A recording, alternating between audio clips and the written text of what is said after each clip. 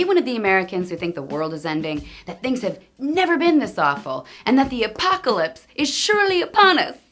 Well, then have I got some good news for you. It's not the world that's getting worse, it's the news. Get this, according to the Foundation for Economic Education, in 1820, about 200 years ago, a whopping 94% of the world's population lived in extreme poverty. Imagine that, almost the entire world was living in extreme poverty on the equivalent of about $1.90 a day. That number drastically reduced over the next 170 years, to the point where in 1990, only about a third of the world's population lived in extreme poverty. So from almost 100% to just 34.8% of people.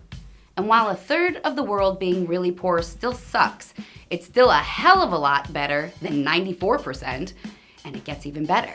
Because just 25 years later, in 2015, only 9.6% of the entire world's population was found to be living in extreme poverty. That's less than 10%.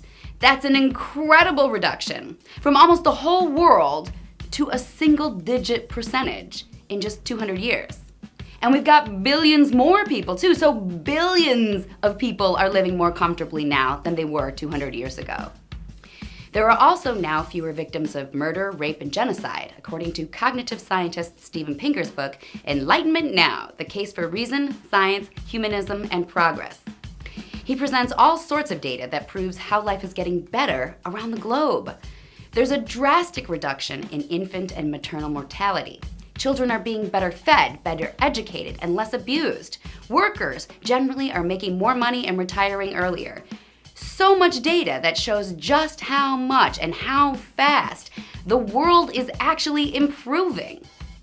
And yet, Pinker also reports that majorities in 14 countries, including the US, believe that the world is getting worse, which he writes is not only wrong, but wrong, flat earth wrong. And he attributes that to a few reasons, but mostly he blames the news, which almost always focuses on the bad shit. Why? Because it sells. If it bleeds, it leads, as they like to say in the news business. So, if you're one of the Americans going around thinking it's the end of the world right now, turn that frown upside down and maybe consider turning off your TV.